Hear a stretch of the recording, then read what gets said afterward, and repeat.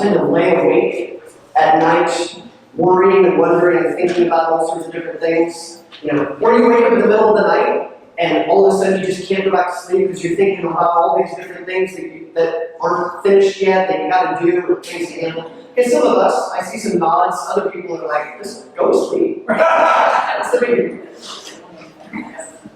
Bluma Zygarnik is one wonderful, intelligent lady who helps us understand why these things bounce around in our minds.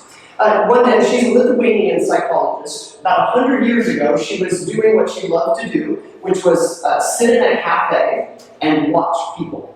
She loved to observe people. As she was sitting in this one cafe, she was in particular watching the waiters.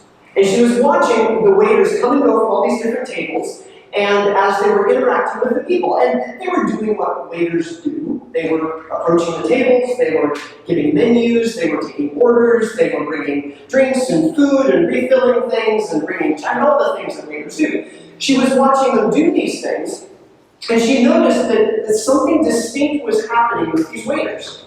And it all depended on the people, the parties that she was serving.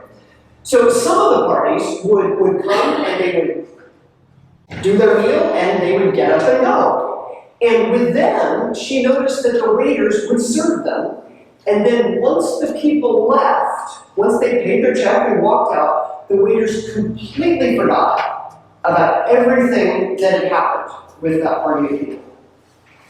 But with the people who hung around a while, and they just sat and got lots of refills on their drinks, and they talked for a long time, and they didn't pay their bill yet because they were just sitting, these waiters had this stress and this anxiety because all the things that they ordered, and what drinks they had, and how many refills they've gotten, and whether they paid their check or not, and if everything was okay with their table, this was all just running around in their heads. And it was causing this anxiety the longer that it happened. This is called the Zygarnik effect. And it's this idea that she developed that once tasks are done, our brains erase them. But if the tasks are still going on, our brains just keep reminding us and pinging us and telling us, this is not yet done. There's more that needs to happen. The gospel stories of Jesus seem to end with Easter. It seems like Jesus won, everything's okay now, Jesus is victorious, everything is well because God's plan is working, Jesus is alive again, and so everybody can just breathe a sigh of relief, and we can move on. But as we've been looking at the past number of weeks, there are these little episodes, these extra things that happen in Matthew, Mark, and Luke, and John, these things we've been calling last but not least events. And these are these things they're these events that happen after Easter, or after the resurrection, after the tomb is found empty. And they're these episodes of, well, why are they there? Because it seems like the story is all done, but then there's something else going on. These are fascinating stories, and they're so helpful. They're these little conversations, these little interactions, these little travels, and they lend so much to us about what does it look like to follow Jesus? And it's so helpful. We're not the only ones to think, if we think, that Easter is sort of the end of the story, and it's the time to be finished and done. The disciples seem to think the same thing. After all the things that happened, Jesus rose from the dead, they found the empty tomb, Mary and some of the women came to the tomb, discovered it, went and told the disciples realized, oh, maybe it is true. Jesus comes back and visits Thomas that we saw last week, and Thomas realizes, oh, it is true. And they have all these interactions. It's been days, it's been weeks since those things have happened. And so there's no reason to think that everybody shouldn't just return to normal. And that's kind of what the disciples do. They go back home. They go back to their homeland, which is the Sea of Galilee area, and they go back to business as usual, which was fishing. Why not? So they do. A group of them, 7 of them, go back home to the Sea of Galilee and that area, that region where they lived, and they go back to what they do best, which was fishing. So there were 7 of them, at least at this moment. There was Peter, and we know Peter. There was Thomas. We visited Thomas last week with Doubting Honest Thomas, depending on which name you want to give Thomas. We like Honest Thomas. There was Nathaniel, who lived in that area in a town nearby, so he was sort of back home in that region. There was James and John, and then there were 2 other disciples. We don't know which ones. Doesn't seem to matter for the story, but that makes 7 disciples. There seems to be a little loud.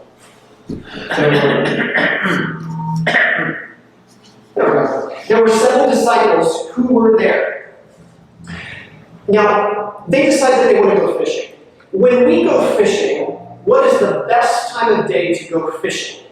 Early in the morning, that's right. Earlier than most of us prefer to get up and go anywhere. That's when the fishing is best. Early morning fishing. They did not fish in the mornings. They fished at night. They fished in the dark. And the reason was because they fished with nets. And their nets weren't as fancy and slim and invisible as ours. Their nets were made out of thicker material, ropes and other things. And so the fish during the day could actually see the nets. And they would swim around the nets. So they decided, oh, we should fish at night when the fish can't see the nets. Hence, they would fish at night. They were also fishing in this beautiful place, this area, the Sea of Galilee, out in their boat. Now, this is Andrew and Peter's boat. They had a fishing business, and they had been doing this for a while, and it was a successful enough business that they had a boat. Not everybody had their own boat, but they did, which means they had a fairly reputable and successful business. If their boat was on the water, it was certainly not the only boat on the water. Sea of Galilee was a big lake. Think half the size of Lake Tahoe. It's about 12 by 7 miles or so. So if you drove around the lake, it might take 45 minutes or so to drive around the lake. So I mean, this is a large lake. This is no small puddle. So it has lots of fish, and everybody who's on the lake is pretty much guaranteed a decent catch of fish on this lake.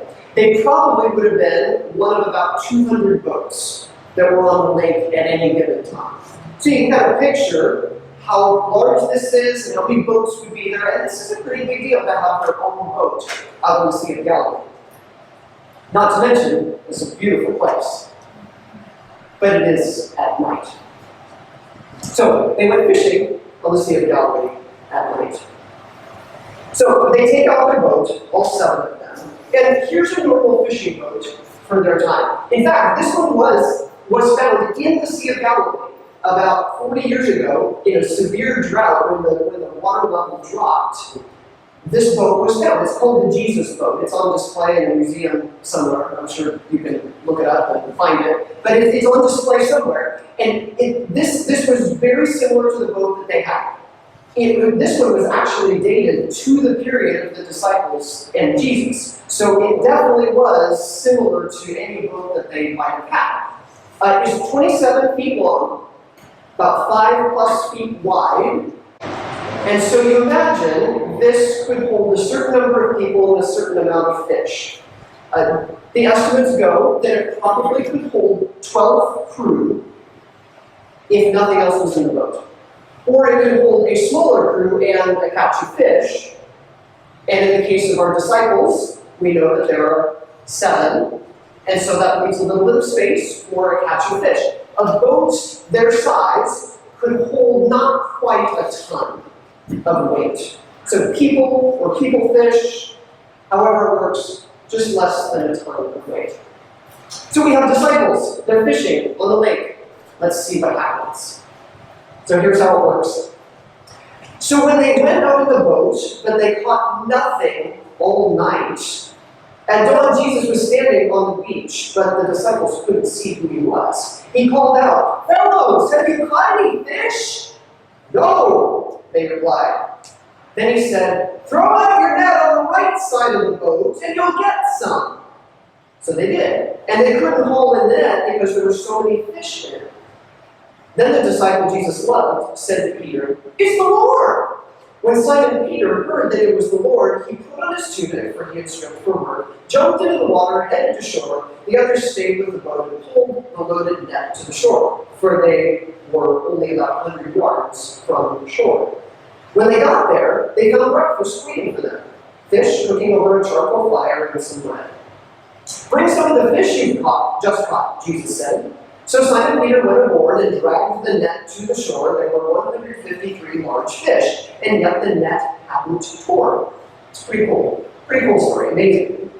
It's also strange.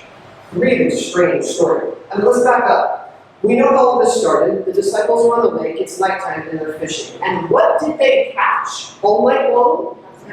They caught nothing. That makes no sense. This is Peter and Andrew who own the fishing business. They're in partnership with James and John in some way for the fishing business. They're professional fishermen. Now, I've fished a number of times, but I have a few strikes against me. I am not a professional. I use a fishing rod. I can only catch one fish at a time. And I usually fish from shore in the daytime. They were fishing from a boat at night. They're professionals with nets, and they caught nothing. Very strange, very unusual, and very odd. So when does Jesus show up? What time of day does Jesus show up?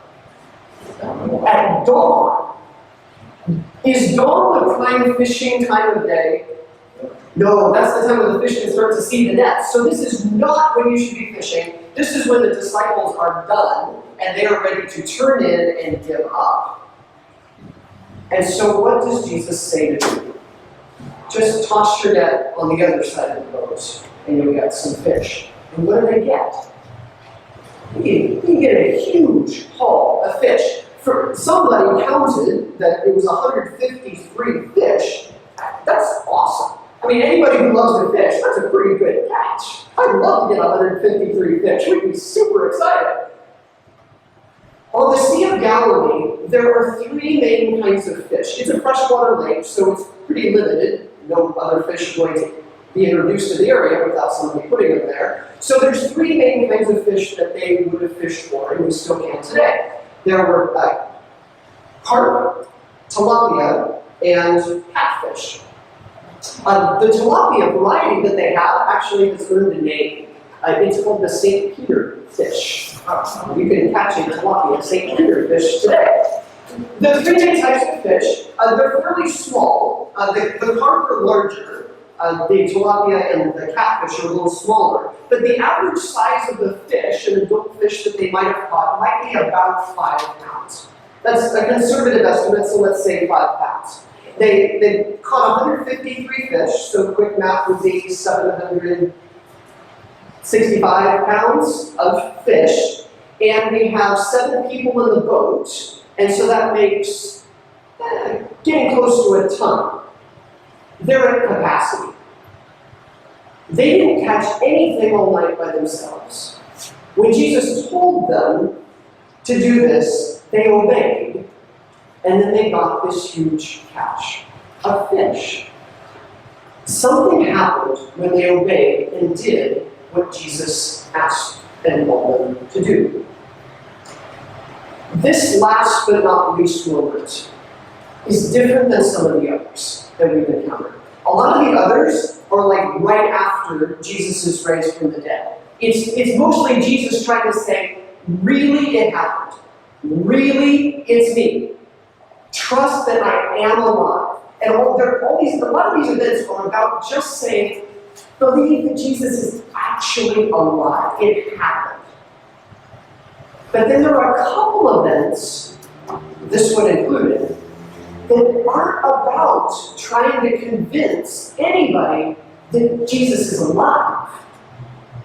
See, that's already happened. This is weeks after. There's something different going on. The disciples have moved on. Their mindset is different. They're in a different place. It's been long enough that they're ready for something else, and Jesus is ready for the next step, too. Jesus is trying to say, that if you can't do it by yourselves, then believe that Jesus can do what we cannot. See, the disciples should have been able to catch, but they didn't catch. Jesus is saying, what you can't do, believe that Jesus can do what we cannot do. When they can't catch a fish, Jesus is saying, believe that Jesus can. When they can't calm a storm on the same lake, believe that Jesus can.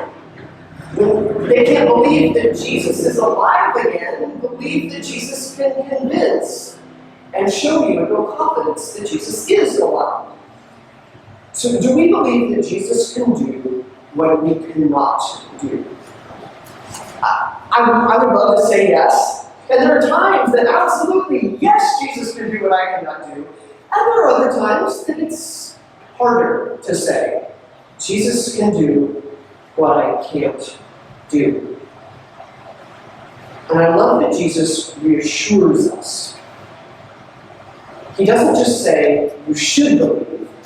He shows how we can believe. I mean, the disciples saw it. They experienced it. They saw the fish, and then they saw Jesus. They're putting things together. They saw that Jesus could actually do what they could not. Every time we open up the Bible and we read one of the hundreds and hundreds of places where it retells the story of what God has done and what Jesus has done that people could not do, that's a reminder, a reassurance to us that God can do and Jesus' power can do what we cannot do. I love Psalm 134. There's a verse there that says, remember what God has done for you. Let His grace and mercy comfort you and remind you of His unfailing love. When we remember, we tend to get reassured. And when we get reassured, then we tend to believe better that Jesus can do what we cannot do. So why is this event here? Why is this one of the last but not least things? I mean, why is Jesus showing and convincing and trying to build confidence that He can do what we can't do? Why is that at this point, at the end of the story? I mean, there are tons of things Jesus could have ended with. He could have told a story, He could have told a parable, He could have done some other thing, but He does this. So why this?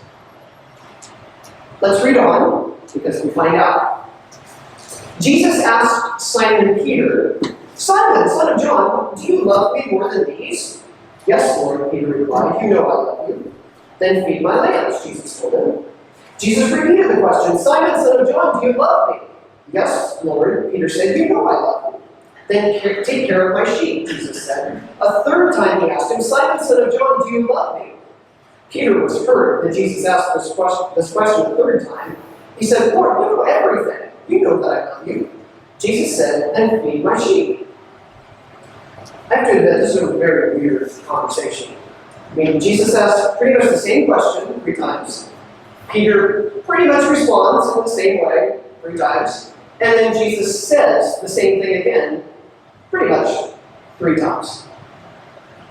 We've had this happen before, haven't we? Somebody asked us a question, and we're like, yes. And then somebody asks us again. Somebody asks us something especially particularly important. Will you go to the store and get asparagus? Yes, I will go to the store and get asparagus. Will you really go to the store and get asparagus? Yes, I will go to the store and get asparagus. Are you certain you're going to go to the store and get asparagus? Yes, I will go to the store and get asparagus. Why do we repeat questions and why do we say things over and over and over? To be sure that somebody actually gets it. We want to make sure they're going to go to the store and actually get asparagus. We don't want them to come home with Brussels sprouts. We want asparagus. So we ask them over and over. Jesus is asking Peter because he wants to be absolutely sure that Peter gets the question that Jesus is asking. Because what Jesus is doing is he's giving Peter a job. And on behalf of Peter, he's giving all of us a job. But he's helping us see how and why we do the job.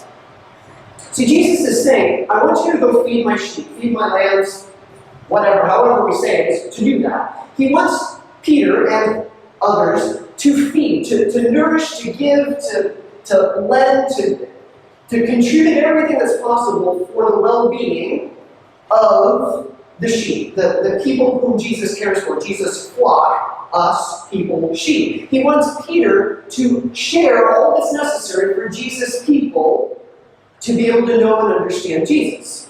So, feed my sheep, spread the gospel, share the word of God, tell people about Jesus. This is the job that Jesus is giving Peter. But he's saying, know why you do it and how you do it. Peter, do you love me? Then go feed my sheep. Jesus didn't say, Peter, go feed my sheep. Peter, go feed my sheep. Peter, go feed my lambs. He says, Peter, do you love me? Then go feed my sheep. The feeding doesn't happen without the first loving Jesus. We don't feed the world. We don't share the love of Jesus. We don't tell people about our faith because we have to do it. We do it because we love Jesus. So, let's try to connect some dots. When we believe that Jesus can do what we cannot, then we are living out our love for Jesus. And when we live out our love for Jesus, we find the power to share that love with others. Let's say that again. When we believe that Jesus can do what we cannot, then we are living out our love for Jesus. And when we're living out our love for Jesus, then we find the power to share that love with others. See, the fish thing had to come first. That's where it all starts. Because our mission in following Jesus, our assignment to pass on the love of God to others, our opportunity and calling to overflow with God's love, will not happen by our ability. I can't do it. You can't do it. We can't change people's minds. We can't alter people's hearts. We can't do anything that's on God's level. And that's why the fish had to come first. Because in the fish, we see that Jesus can do what we can't do. But when we see God's great power and Jesus' great love, then it can empower and equip and guide and make possible the things that we cannot do. It's funny that Jesus could have, I think, had this conversation with anybody. He could have had the conversation with Nathanael, with the two unknown disciples who were there, or he could have had it with anybody, but he chose Peter. And it's great that he chose Peter. Because with Peter, he asked the same question 3 times. And what is it that Peter had done just weeks before that happened in 3? He had denied Jesus 3 times. I mean, what a cool redemption of Peter who said, I'm not affiliated with this guy. No, I don't know the guy. No, I'm not part of this. And Jesus said 3 times. It's like he's just crossing out each one of those denials 3 times. And saying, Peter, if you love me, then this is what you will be able to do. When we believe that Jesus can do what we cannot, that's the beginning of all kinds of things being able to happen. The things that we can't figure out, Jesus, I believe that you can do what I can't. Help me figure this out. When I don't know the next step or I don't know where to go, or it's frustrating because it hasn't happened yet, Jesus, I believe that you can do what I can't, and I can't figure this out. May we believe that Jesus can do what we cannot. Let's pray.